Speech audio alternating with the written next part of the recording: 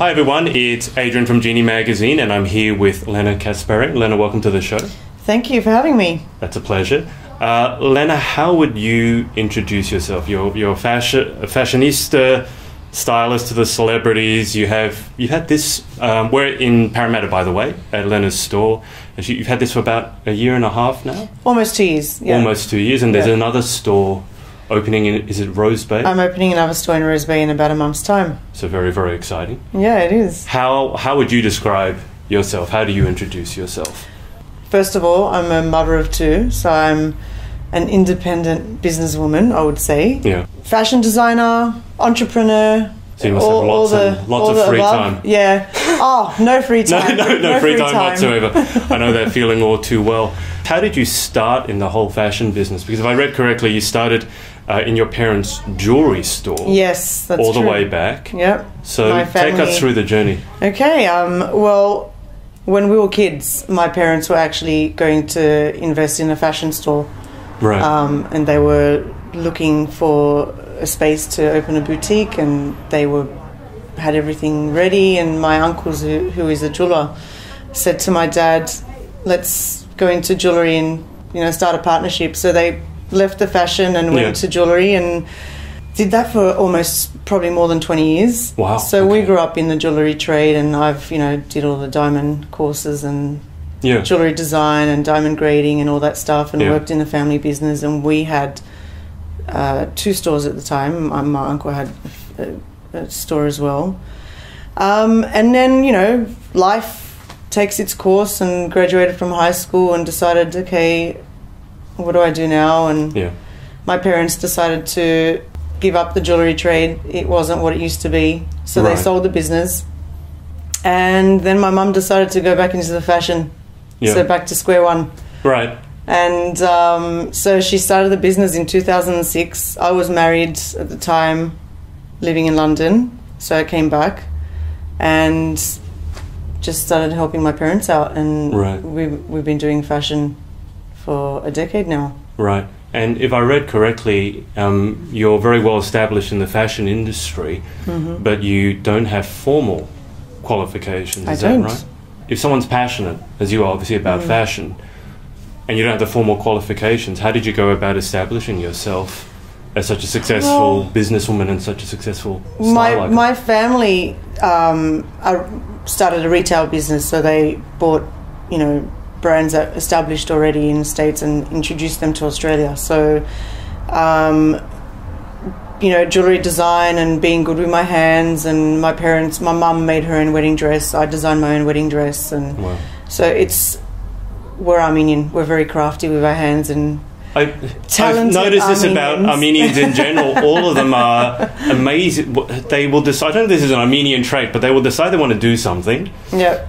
And they just go and do it. We just go for it. They don't look at why they can't do it. They just do it. They build a house, or I've known one that have started pizzerias. No training, or jewelers as well. Yeah, majority of them in the fashion industry, or jewellery, mechanics. So I just decided. A lot of people were saying, you're so good at this, and you have such good style and taste, and you know how to put things together. And working in my parents' store, just clients were, kept asking, when are you going to open your own store? When are you going to have your own brand? And it was difficult at the time because I was divorced, 2 little kids. I didn't have the confidence to actually start my own business at the time. Really? So I had to just sort of work on that a bit. But it came to a point where I was like, you know what, I can do this. And my trip to New York City Fashion Week sort of confirmed it, because when I saw what I saw on the runway, I was like, I can do this. Tell us a bit more about that journey, because I read about that journey. That was when you really decided that you can do it, whereas before I guess you weren't quite so sure. I went to New York to visit a friend who's also an Armenian fashion designer in New York City. And I met quite a few people. I also met a lovely lady who used to work for Donna Karan. She helped her. She was like her right-hand man for 25 years for the business. So these are big people in the industry, I met a lot of obviously. big people in the industry, and they sort of inspired me to follow my dream, and they just sort of gave me the encouragement. And said, you can do this. You've got what it takes. You're smart, and you have the qualifications for business, and you have enough experience to do it you don't really need to have the technical skills to be a fashion designer. You don't have to go to school to become what you want to be. It comes from here. It comes from the heart. It comes from having a passion about it. You know, artists don't go to school to learn how to paint. Well, a lot of the best people in the world don't have formal qualifications. I know there's a lot of people out there who would love to be in the fashion industry. Probably, you know, doing what you do, having your own store would be their dream occupation. How would a young person or someone who wants to start off in the industry start? Well, I'm lucky enough to have the family that was already in the industry, so I already had my foot in the door. You had some knowledge, you had some connections already. And it is a very difficult, very competitive industry.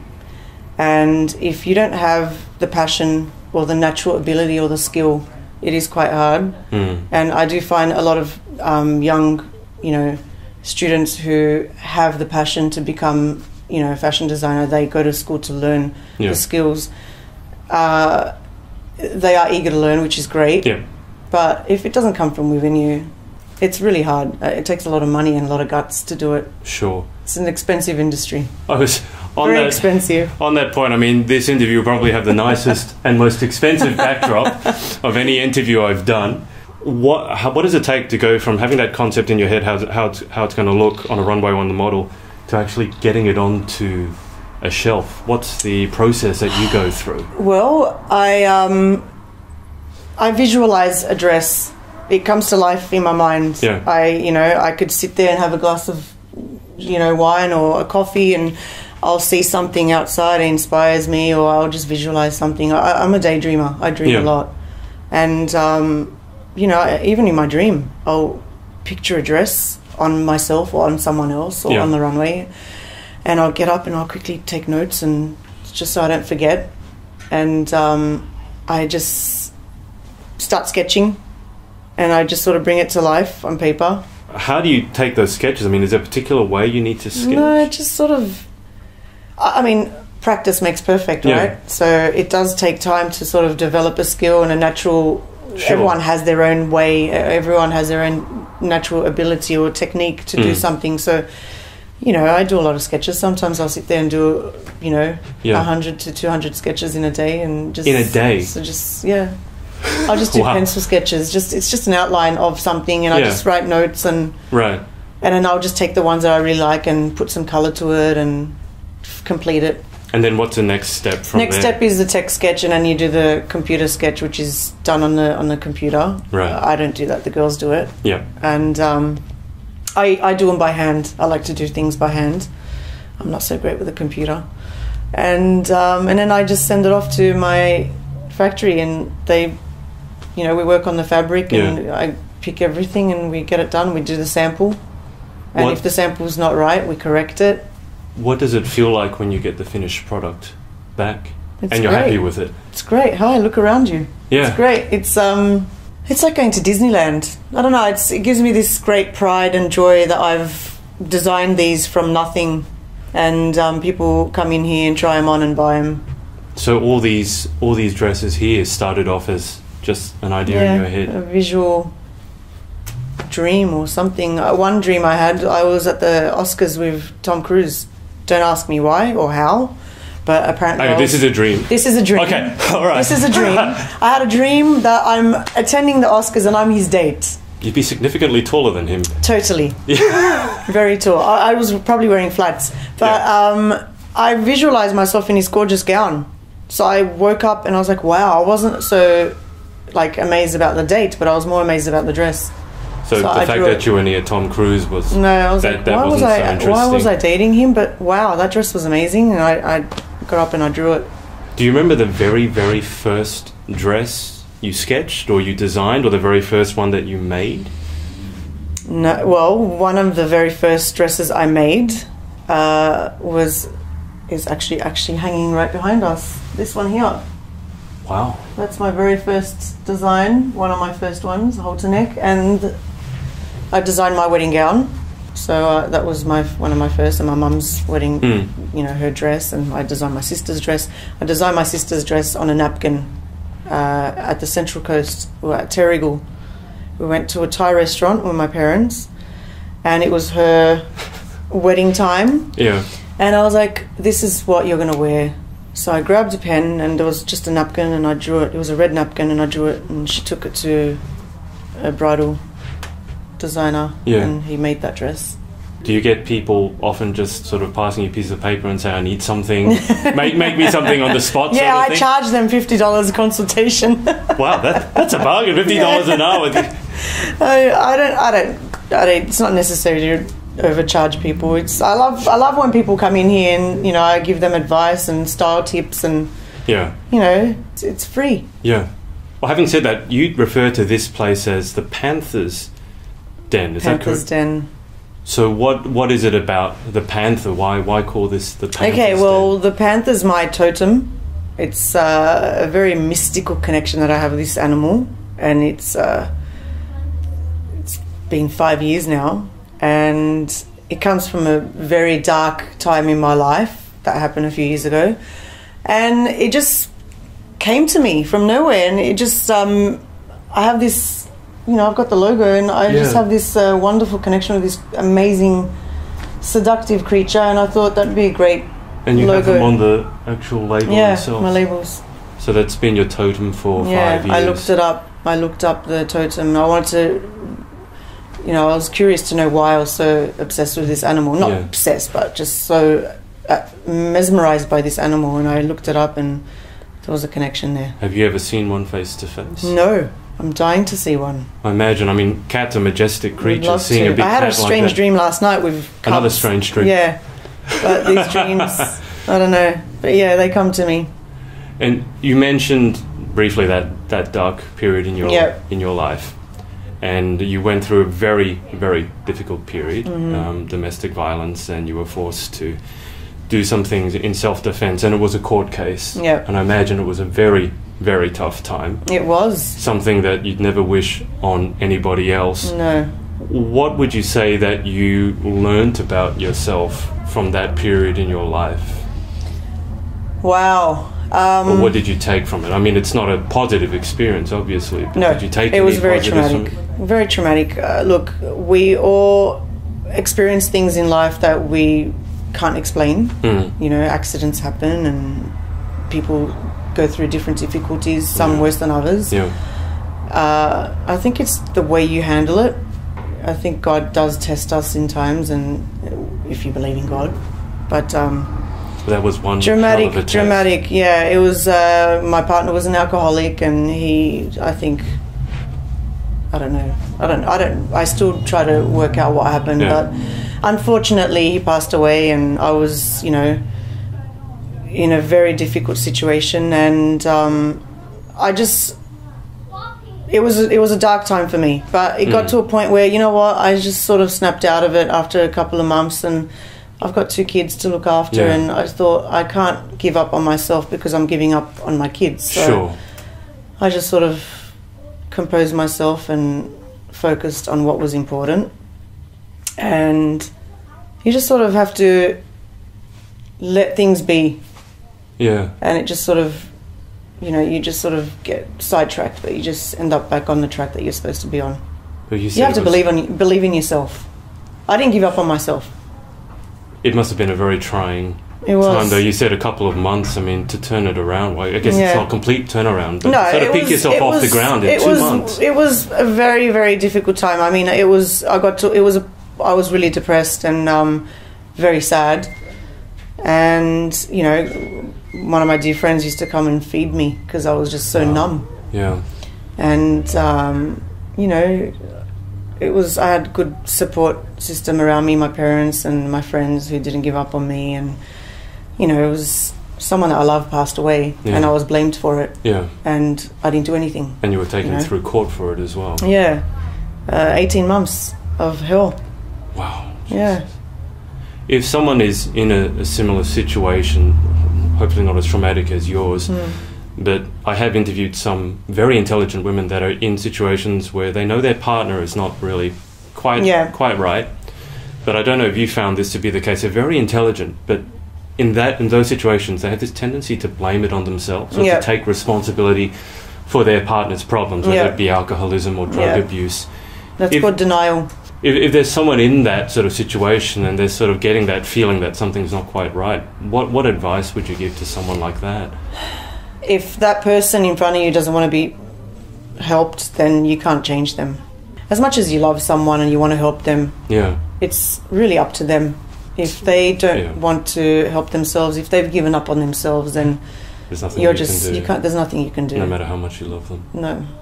It's very difficult because it's, you know, you start blaming yourself and you have all these regrets. Yeah. And if only I did this and if only I did that, but at the end of the day, it is what it is, and they ended up the way they wanted to end up. And it was their choice as well. Yeah, it's their choice. How much of a relief outlet is fashion for you? Or what does... I mean, I've interviewed a lot of, for example, beauty pageant queens and models, and they all say for them, for example, getting up on stage, it's not just an occasion to wear a pretty dress and feel good. For them, it's always about spreading a message, or it's something about developing character or confidence. Yeah. What does... Empowering. Yeah. Well, on that note, what does fashion mean to you? Because I assume, similarly, it's not for you just putting on something nice. It must run much, much deeper than that. It's something that I've enjoyed ever since I was a child. It's, you know, I used to put on my parents' clothes and my dad's suits and my mum's dresses, and I just used to fantasize going to parties and dress up. And so I've always had this in me, style and, you know, fashion and interior design and everything beautiful. I love beautiful things. And it sounds like a creative streak as well. I love everything, you know, beautiful gardens, and it gives me pleasure. It's very satisfying for me, so it makes me happy. And you know, I had this opportunity to do something with my life, and I thought my life was almost taken from me. Yeah. So how am I going to turn this around? And I thought, do something you love, because you have to have a passion for the job that you're going to do for the rest of your life, because then it's just a job. It's not, this is my living. How important is that aspect to you, the passion and the fun and actually enjoying what you do? It's very important, because it's my living. It's what, you know, how I pay my bills and how I feed my kids. Yeah. And, you know, I'm planning on building an empire. I'm hoping that this brand will go worldwide. And let's talk about that a bit, because you got your store here. Yeah. And you have the Rose Bay store that is soon, is it in a month? Hopefully by end of September. Right. Yep. And then will you be splitting your time between this location and that location? Definitely. That's a bit of a commute, isn't it, from Parramatta to Rose Bay? I know, but, you know... So that free time. We'll give you more time to daydream, I suppose. Hopefully not when you're driving. No, it's a commitment I've decided to take on, and like I said, anything's possible. So what, I'm going to be driving or stuck in traffic for an hour. The people that live in the eastern suburbs won't come here, and the people that are here won't go there, so I've got to take it to them. Yeah. And, you know, hopefully by next year I'll have the third store in Melbourne. Yeah. With the plan for building the empire, does that sort of come to you in dreams, similar to the fashion, or do you have a more step-by-step plan as to here, then there, then there? I visualize everything. I actually write down. I believe in law of attraction. Yeah. And it works. It really does work. So it's I visualize it. I write down things. I make lists. I even have a note thing in my phone, and I make lists of things that I want to achieve, and I set goals. I always set goals for myself. Right. And every couple of months I go through it and I tick it off. Yeah. Okay, I've done that. Next. Yeah. So it's just, you just have to keep challenging yourself. Yeah. I get I'm an Aries. And tell me about that, because I don't follow the star so much. So Aries, that's the bull, right?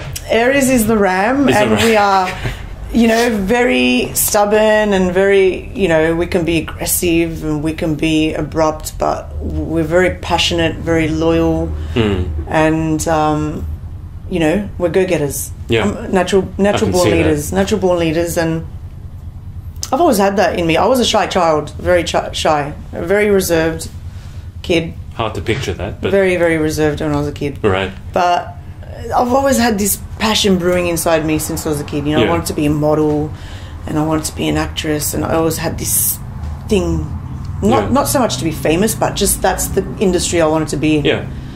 And I just loved all that glitz and sparkle, and yeah, so I thought, you know what, I'm too old to be modelling now, even though I still do it for my business, but Photoshop does wonders. But it's, you know, I tried the acting and I did a lot of gigs for that and commercials and, you know. Was there a stint in Home and Away somewhere there? Oh my God, years ago. Home and Away has been around for a long time, really hasn't it? young, when I was really young. I did. You're not that old. Oh, darling. How you feel? The kind yeah, it's true. Because you own a business. That will age you faster than anything else. My kids give it away. Yeah. But yeah, so look, it just sort of, everything just sort of plays out the way it's supposed to, and it's really strange when I look back at it. Like, you know, the modelling, and I gave that a go, and I did the acting, and my parents from jewellery went back to fashion, and then it was literally thrown. Yeah. It was on my lap, like literally thrown on my lap, and it was like, okay, this is what I'm meant to do, and I just decided to do it. I don't give up, so I will make this work. I can see the determined look in your eyes. It does seem like, I don't know if it's the Aries or the Armenian, but it does seem like a common trait that whatever they get, they'll do it, and they'll do it until it's done. Yeah. There's that streak of stubbornness. Yeah. I think it's a good thing, because if you believe in yourself and you have the confidence in yourself, then anything is possible in this world. Anything. Yeah. And I do write my lists and I write my goals. I do it daily. You know, things I got to do daily. I do the things that I need to do on that day, and I do the checklist and go through it all. And you know, I juggle work, kids, school, after school activities. Yeah. You know, everything, and I can do it. Everything's possible. Yeah. People, you know, how do you do all this in one day? And I said to them, there's 24 hours in a day.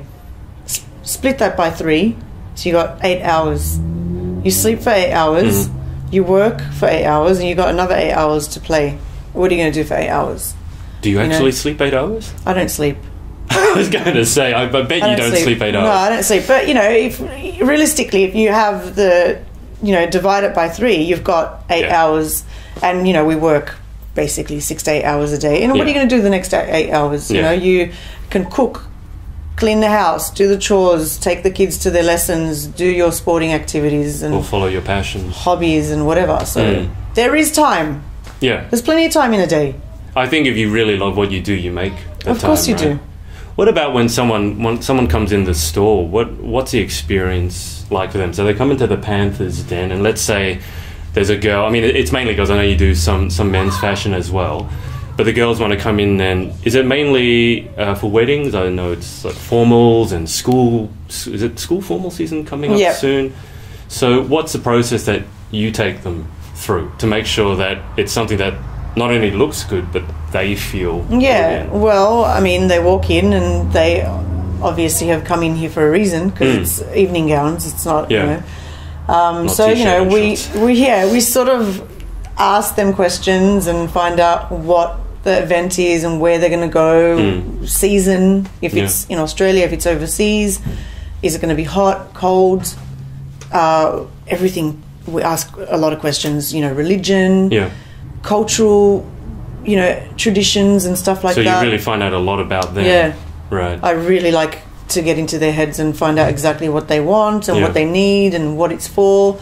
A lot of the customers, you know, attending weddings, some people buying a dress for a wedding that they're going to, and it's a Muslim wedding. So they want to get my idea of what is, you know, suitable for that event and such, you know, things like that. You know, we've got people that come in here for formals and the logies, so TV events. Is there a particular look on a girl's face or on a client's face when you find the perfect dress for them? Is there a particular feeling? Do you know when you've got it right? Yeah, you can see it in their eyes.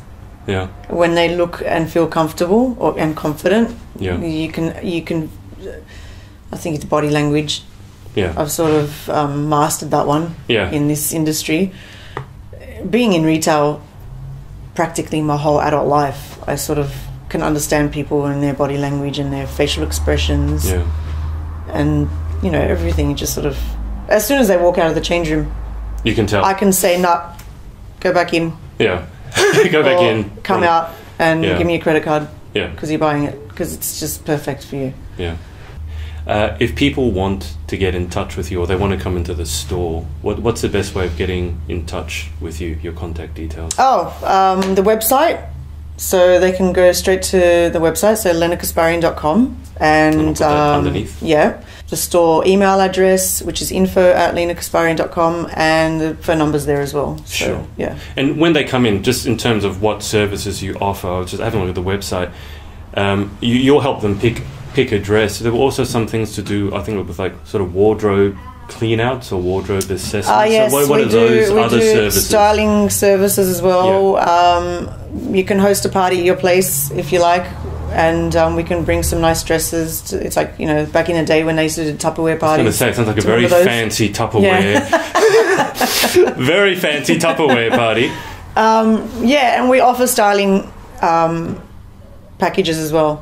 Right. So they can come in here and we can give them a whole wardrobe makeover, and we can go to their house and throw out everything that we think should be gone. But yeah. Might be a lot. Do you do that for men as well, or is it just for the women? I don't think I let you anywhere near my wardrobe. Yeah. Let's move towards a wrap up. I finished my interview with the same 10 questions. Okay. So, and whatever comes into your head. All right. Whatever comes into your head. So, what is your favourite word? Darling. What is your least favourite word? I can't say it. I use it a lot though. It's really bad, but... Are you sure you don't like it? You just don't like saying it? I shouldn't be saying it. Okay. But I'm not going to say it right now. It's not ladylike. Okay. All right. Let's move on. Being ladylike is important. What sound or noise do you love? I love my son's laughter. Absolutely love his laughter. Which we've heard a little bit of in the background. Yeah, he's on the computer in the back, but yeah. What sound or noise do you hate? When they scream and drive me nuts. Which we've also had a little bit of. Yeah. We'll cut it out from the edit. What about what turns you on spiritually, creatively? Oh my gosh. When I achieve my goals, whatever they may be. So even... Success turns me on. Success turns you on. Nice. What about what turns you off?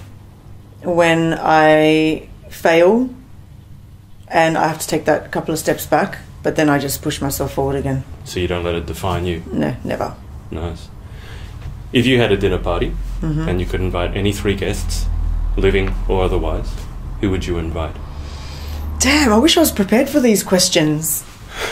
That's what the beauty of it is, that you have an impromptu response. Number 1 guest will be Coco Chanel, because I'm absolutely fascinated by that woman. Grace Kelly. Right. And we need a male there. Jesus. I would love to learn more and meet him in person. I was holding out for Tom Cruise. I think Jesus is a much more interesting. Jesus is a much more interesting. Jesus, definitely. What about what profession, other than your own, would you most like to attempt? I mean, you've had a few. I've attempted acting, and I absolutely love acting. If I wasn't going to do the fashion, I would have probably tried to pursue that. Right. Which I have a lot of friends in the industry, and I know it's really hard. Yeah. It's very competitive as well. If that didn't work, I love cooking, so restaurant. Wow. Definitely. What about what profession other than your own would you not like to attempt? Being a nurse. It's 2 in a row. The last interview also said being a nurse, they just couldn't do it. Yeah, no, I wouldn't be able to. Doctor, nurse, that's just depressing for me. Yeah. Last question. If God exists, what would you like to hear him or her say when you arrive at the pearly gates? I'm proud of you. That's a nice answer. Yeah. Well, Lena, thank you so much for your time. Thank you. Thank you for having me. If you're hearing a little warbling in the background, that's Lena's kids. And we have to let them out before they burst through the door. So thank you so much for your time, and best of luck with all your business. Thank you very much. Endeavours. Maybe I should get you to try on some suits now and sell you something. I'm itching. We'll get you to try. There's one suit, and I don't think I can try on the dresses. But look, if you can make it out to Parramatta or to Rose Bay, do you have an official opening Not yet, date for but Rose Bay? It will be on the website in the next month. Yep. Right, definitely come on down to... Will that also be the Panther's Den? Or will this be this the Panther's Den? This is the Panther's Den. Like my office Cougar's is here. Den or... That's just a boutique. Right. This is the heart of the business. But yeah, my office is at the back here.